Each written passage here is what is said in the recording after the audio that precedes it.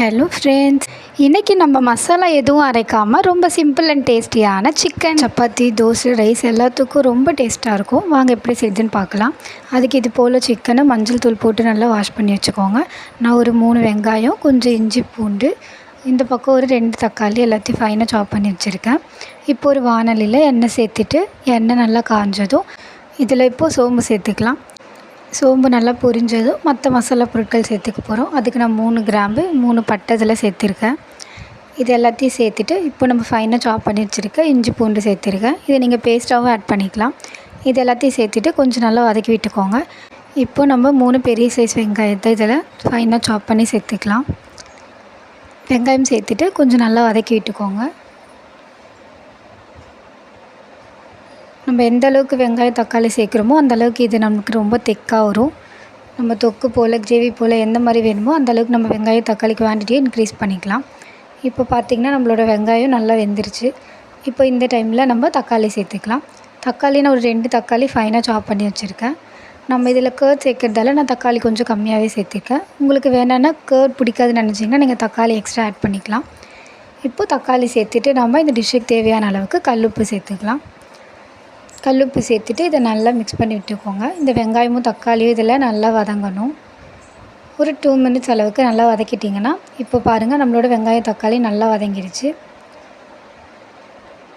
இது போல் நல்லா ஃபைனாக வதக்கி எடுத்துக்கோங்க. இப்போ நம்ம இதில் மஞ்சள் தூள் போட்டு அலசி வச்சுருக்க சிக்கனை சேர்த்துக்க போகிறோம். சிக்கன் ஃபஸ்ட்டு சேர்த்துட்டு தண்ணி எதுவும் சேர்க்காமல் இந்த வெங்காய தக்காளியோடைய இதை நல்லா மிக்ஸ் பண்ணி விட்டுக்கோங்க. ஆல்ரெடி சிக்கன்லேயே தண்ணி இருக்கும், ஸோ இப்போதைக்கு தண்ணி சேர்க்க வேண்டாம். ஃபர்ஸ்ட் அந்த சிக்கன் இதில் நல்லா வேகட்டும். இப்போ நம்ம இதில் ஸ்பைசஸ் எல்லாம் ஆட் பண்ணிடலாம். இதுக்கு நான் வீட்டு மிளகாய்த்தூள் 2 ஸ்பூன், கரம் மசாலா 1 ஸ்பூன் அளவுக்கு தனி மிளகாய்த்தூள் சேர்த்துருக்கேன். இது எல்லாத்தையும் சேர்த்துட்டு நல்லா இது போல் வதக்கி விட்டுக்கோங்க. சிக்கன் ஒரு பக்கம் வதங்கட்டும். அதுக்குள்ளே நீங்கள் நம்மளோட சேனலை சப்ஸ்கிரைப் பண்ணலன்னா சப்ஸ்கிரைப் பண்ணிக்கோங்க. இப்போ பார்த்தீங்கன்னா அந்த சிக்கனில் இருக்க எல்லா தண்ணியும் அப்சர்வ் ஆகி நல்லா வெந்திருக்கு. இந்த டைமில் நான் ஒரு 2 ஸ்பூன்ஸ் அளவுக்கு கேர்ட் ஆட் பண்ணியிருக்கேன். கேர்ட் எதுக்காக ஆட் பண்ணுறேன்னா இது இன்னும் ரொம்ப டேஸ்ட்டாக இருக்கும். அதுவும் இல்லாமல் சிக்கன் நார்மலாகவே ஹீட், ஸோ கேர்ட் ஆட் பண்ணால் அது நமக்கு ஒரு எதுவும் பண்ணாது. ஸோ அவ்வளோதான். இப்போ இது ஓரளவுக்கு கொதிச்சிருக்கு. இந்த டைமில் நம்ம இதில் தண்ணி சேர்த்துக்கலாம். தண்ணியோட அளவு நம்ம இப்போது தொக்கு மாதிரி செய்கிறோன்னா கொஞ்சமாக தண்ணி ஆட் பண்ணிக்கலாம். இல்லை கிரேவி மாதிரி செய்கிறோன்னா கொஞ்சம் அதிகமாக ஆட் பண்ணிக்கலாம். இப்போ நான் இது ஒரு தொக்கு கன்சிஸ்டன்சிக்கு செய்கிறதால கொஞ்சம் இந்த சிக்கன் முழுகிற அளவுக்கு தண்ணி சேர்த்துருக்கேன். அவ்வளோதான். இது எல்லாத்தையும் சேர்த்துட்டு நல்லா கிளறி விட்டுட்டு நம்ம மூடி போட்டு ஒரு 5 மினிட்ஸ் அளவுக்கு குக் பண்ண போகிறோம். இப்போது குக் பண்ணதை எடுத்து பார்த்தோன்னாக்கா நம்மளோடது நல்லா வெந்திருக்கும். ஸோ இப்போ நம்ம மூடி போட்டு மூடி வச்சிடலாம்.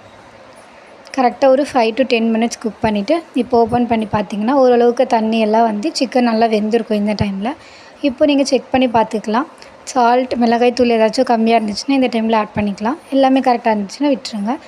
இப்போ நம்ம இதில் பெப்பர் சேர்த்துட்டு கேஸ் ஆஃப் பண்ணால் நம்மளோட சிக்கன் தொக்கு ரெடி.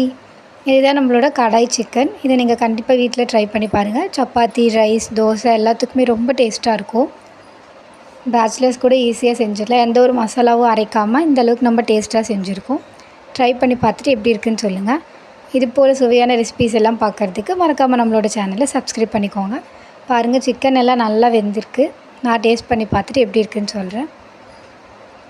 ரொம்ப நல்லாயிருக்கு. நீங்களும் ட்ரை பண்ணி பாருங்கள்.